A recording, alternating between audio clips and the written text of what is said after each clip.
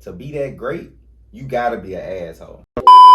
Thanks. That's the only one that I really just been like shedding tears for somebody I don't know.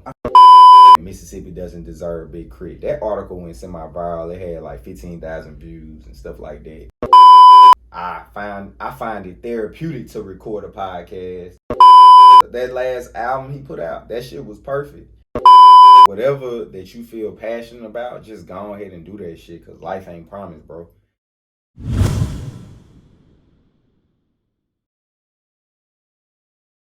So like with verbal intercourse, like what like how did it all start? Like you just like, you know what, verbal intercourse, like I wanna know like where the name come from. I think I know where the name come from, but I wanna know like how you just come up, let's do verbal intercourse podcast. Like how did it come about, man? So in PT school, I was my homeboy, Rod Red, shout out to Rod Red Productions.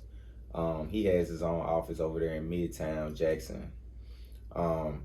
He had a website called qtorant.com, and I started blogging from him. I had my own editorial page called The Warm Up. Yeah. So it was based on simply hip hop and sports. I would write opinionated pieces on hip hop. Why you named The Warm Up? Because of because of Cole. The Warm Up is my favorite piece of work from J. Cole. I can see why. Yeah, for sure. Like the warm up special, and then it came at a special time in my life. So that really got my creative juices going. But this is about, I would say, probably around about 2014, 2015, and I wrote an article saying Mississippi doesn't deserve Big Crit. That article went semi-viral. It had like 15,000 views and stuff like that, and I feel like my mentions and my phone was blowing up for like 4-5 days straight.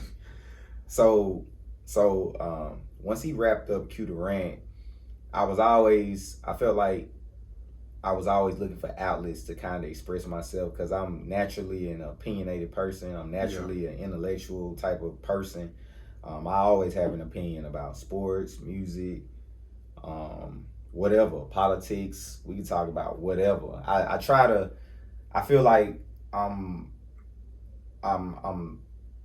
diverse in a lot of different topics. I might not be a master in anything outside of, I feel like, physical therapy and basketball, but I can understand enough to formulate an opinion about whatever we talking about. I feel that. And so, verbal intercourse, you know, I'm heavily inspired by the Wu-Tang Clan. I love, like, that's me. Yeah. You know what I'm saying? And I'm a big Nas fan. Nas is my favorite artist of all time. So, I was thinking about starting a podcast, and I saw that was an avenue that a lot of people was going, but I felt like a lot of people in Jackson weren't doing it. Yeah. So I started a podcast. I told Jordan Red, shout out to him. He that's Rod Red's brother, actually. I told Jordan Red, I was like, man, I want to start a podcast, because I knew he had done it before. And so I tell him that in vibe, and he was like, cool, shit, let's get it popping, you know what I'm saying? And Kobe passed away. So when Kobe passed away, I was like, damn, like Kobe is like my favorite athlete, probably one of my favorite people of all time. And I felt like, you know, I kind of felt like he was immortal. Like, you know what I'm saying? Like, celebrities, you kind of feel like these motherfuckers ain't gonna die. That shit hurt. Yeah, that shit hurt. That's the only celebrity I've been hurt by that passed away. Only. Facts. That's the only one that I really just been like shedding tears for somebody I don't know. I feel like he had a greater purpose that he ain't get to just yet when he passed. It's like, yeah, because when Nip died, that hurt too. That hurt, and I'm not even a Nip fan. That's what I'm saying. That's what I'm saying. Like real talk. And both of them passed on the Sunday, I want to say. Yeah, they did. Because I was playing 2K with my boys. And I was playing 2K. I was playing, real talk, same shit. Same shit. Yeah. It's crazy. Because when Nip died, I was, honestly, that last album he put out, that shit was perfect. And the reason why it hurt me so bad was that it was so fucking random, and the fact that it seemed like he was getting to the peak of his success. Yeah. You know, I don't like when it's kind of like when Kane got murdered on Menace to Society when he was just about to change his life. Yeah. It's just it don't sit well. You know what I'm saying? But that's life though. That's wild, man. Like, man, listen, that really hurt me because like, it's crazy.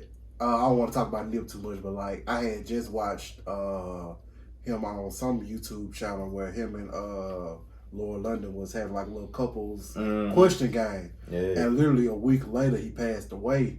And it's like, man, I feel like I knew that man just through that video. Real talk, man. Like some celebrities are really personable to the point to where you feel like if I saw them in person, they show love. Yeah. And I feel like Nip was that type of person. And I think Kobe had developed to be that type of person.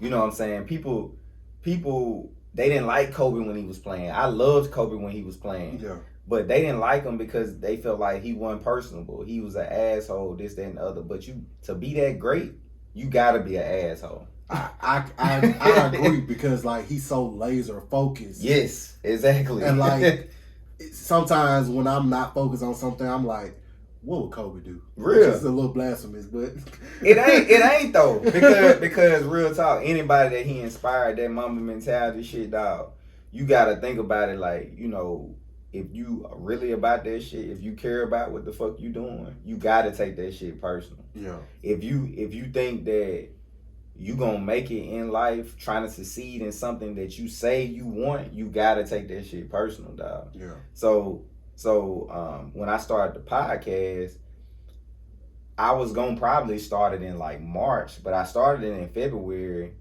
right after Kobe passed away, because I was like, you know, life ain't promised. Like, I feel like I need to speak right now. I need to get this shit started right now. And so when I started Verbal Intercourse, man, you know, the initial song was Verbal Intercourse off of Raekwon's and Ghostface album Only Built for Cuban Links, which is one of my favorite songs ever. And Nas is on the song. At the time, Nas was the only artist to ever be featured on a Wu-Tang album. They hadn't did no features before that. Yeah. And so I just gravitated towards that. I got a girl I was cool with at the time to do scratches over the song, and we just added it to it, and then we started recording. And you know, from that point on, man, it was just on. Like, you know what I'm saying?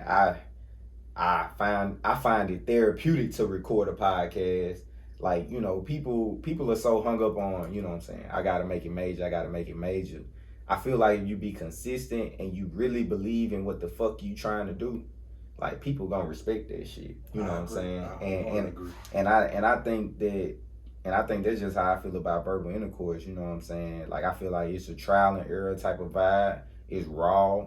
I done had people on there from anywhere from ex-NFL players to medical doctors, from nurses to teachers, from lawyers to rap artists and producers and shit like that. So I'm well diverse. Like, I feel like I can talk about pretty much anything. Yeah. And then I feel like that's important because, like, that sound like balance, you know what I'm saying? So, like, when it comes to your everyday life, like, how do you get that balance? Like, managing a podcast, your everyday job, relationship, like, how do you balance that, man? So, you know, because I'm trying to learn. Real talk. So yeah, man. Like, by day, I'm a home health physical therapist. So, if anybody knows anything about physical therapy, that's probably one of the jobs that you can kind of be a little bit more like home and lifestyle balance. You can be a little bit more balanced with that job because some days I might just be like, you know what, I don't feel like it today. I come in at 2:30. Yeah. Other days I'd be like, all right, I'm gonna work hard today. I stop at 5. You know what I'm saying? So, and it's tough because I have to get exercise in as well to help me cope with anxiety and just for me to feel well. So I literally exercise like 6 times a week. Yeah. You know what I'm saying? So, but after that, I kind of just, you know, create at night. And sometimes creating doesn't necessarily mean I'm recording. It could be me just thinking about what I want to create, writing down questions on what I would ask someone, this, that, and the other.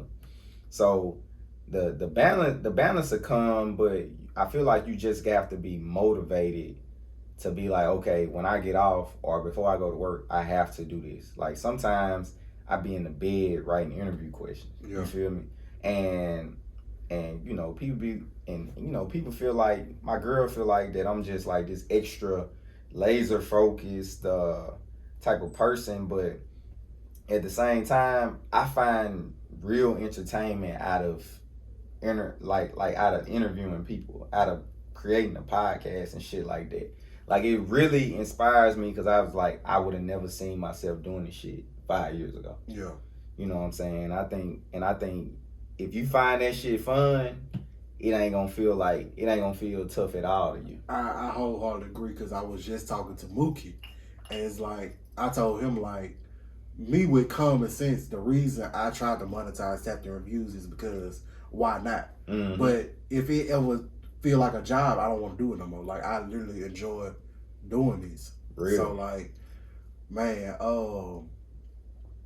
you mentioned Crit, and when you said Crit, Mississippi don't deserve Crit, which I somewhat agree because like one time I was at a Jackson State homecoming event and he was there, and like Crit was on the stage and people were like, he was just a local nigga, like somewhat tough, disrespectful. It's so tough.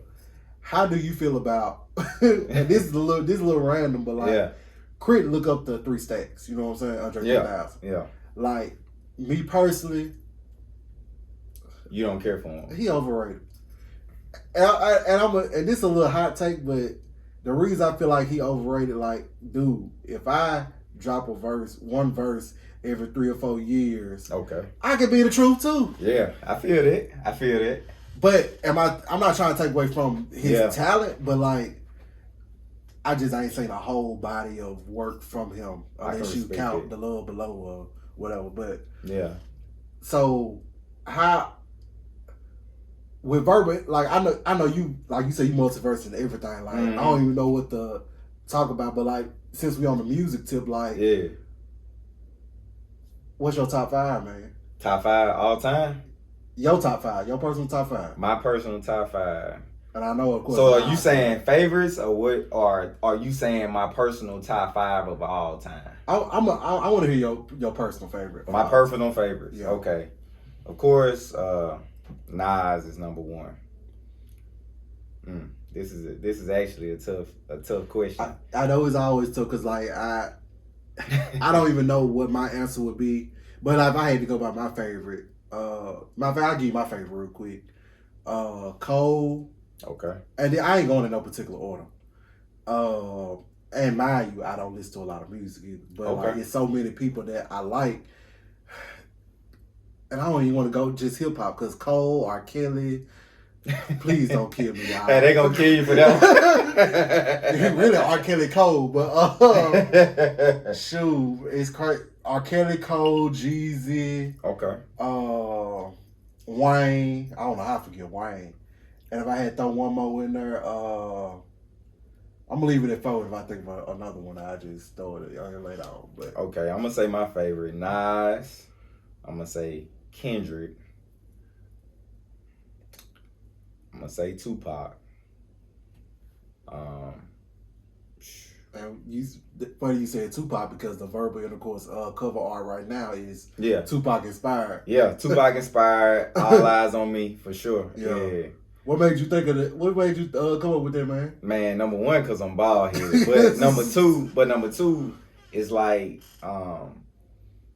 I don't know, man. I'm really music inspired, bro. Like I collect vinyls, so I was just listening to All Eyes on Me, and I just was like, man, like it'll be really dope if I could create this cover. Yeah, you know, and you know, I just told J Red, I said, this is the vision that I got. You know what I'm saying? I like to make my covers cartoons. Yeah, like that's what I always do. It don't matter. Like if I shoot a normal picture, I would love to make it a cartoon. Yeah, so.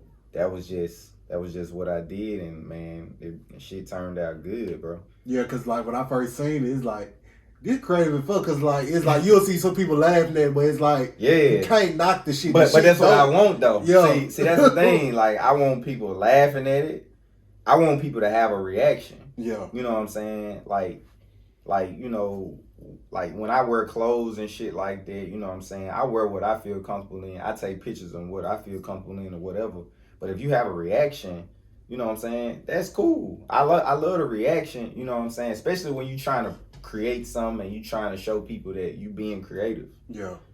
So like the fact that you say that, like, for me, my first time meeting you was officially meeting you, I think we was at Names and Faces. Yep. So like from just outside looking in, I feel like you got a unique sense of style. Mm-hmm. Like where you feel like that come from, man?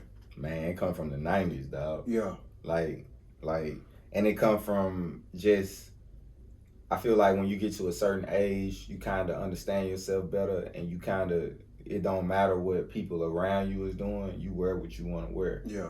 And it come from the 90s especially, man. I'm definitely a 90s type of guy. So if it's from the 90s, I probably fuck with it. If it got like nice colors and shit, you know, I kind of fuck with it. And you know, I don't try to be different, because I feel like if you trying to do some shit that ain't really what you are, Yeah. you just I just be like, oh, I'm feeling this. That's what I fuck with. So and the reason I ask is like, man, I be looking at these some of the celebrity rappers, like they all wear the same shit, and like none of them really ain't got no sense of style. And when I say none of them, like some of the bigger names, like now you talk about Fabulous, like Fabulous, Fabulous be fresh. He be fresh, but now like, Drake don't be fresh. Drake just be he don't be fresh. But like usually I see a rapper, they gonna have on a white tee, a lot of chains, yep, some type of fancy belt. Lil Baby don't be fresh. I'm gonna say this, before he became, oh, you said Lil Baby, I'm talking about the Baby. Yeah, the baby be straight. Yeah, but he ratchet straight. You know? He used to. I like Old Baby instead of New Baby, because New Baby he be buying all the Louis and all this stuff, but Old Baby he gonna have on some forces, some jersey, yeah. And that was like, okay, the Baby he ain't trying to be like everybody else, but now he kind of blending into them. But like that's all they got on. They had like 5,000-6,000 chains, a little white shirt, some jeans, and a fancy belt. Like that ain't style. Like y'all niggas rich and y'all just spending y'all money on probably $50 white t-shirts. And I don't see. That's the thing, man. Honestly, I'm a big time graphic tee guy, dog. I got a lot of graphic tees. I feel like when I wear stuff, I want it to kind of show my personality. And sometimes a lot of people, the issue is they wear stuff that don't show their personality. They just wear stuff because they think, oh, especially as a guy, you think, oh, the women are like this. Yeah. And that's never been me. I've always been like, you know what I'm saying? Shit, I got Whitney Houston on my shirt because I fuck with Whitney Houston. Yeah. You know what I'm saying? I got David Bowie on my shirt because shit, I remember when I saw him do the interview and he stood up tall for African American musicians when MTV wasn't standing tall for African American musicians. Yeah. You know what I'm saying? Like I feel like when I buy stuff that has like a picture or image on it, I stand by that. You know what I'm saying? So, and I can definitely feel it because like I wish. Well, one thing I'm trying to work on myself, and like once I lose weight, goddamn, I'm gonna get fresh. But like I generally try to like, even with Gravity, like with the Hennessy shirt I got on, like everybody know I don't like Hennessy, and like when I wear it somewhere, like somebody gonna say something about it. Yeah, but it's the truth. I'm not wearing it because I don't like Hennessy at all. I gave it 1 star, and I'm being biased. But bro, Hennessy ain't that bad, bro. 1 star, dog. Come on, man. Man, so like what's some of your goals like for Verbal Intercourse podcast? Like some of the goals in the near future. What you got planned, man? Man, I'm honestly, bro, I haven't wrote down an objective, measurable goal, but I do know my initial goal when I started this was to be able to be in the room where the creatives was. And now I feel like people trust me enough to be like, hey Nick, this is my work, what do you think about it? Yeah. You know what I'm saying? They respect your opinion. They respect my opinion. And that's really what I wanted from all of it. You know what I'm saying? I started the podcast just to just to have something to build on. Because when I went to mental health therapy, I needed something to do to be able to express myself.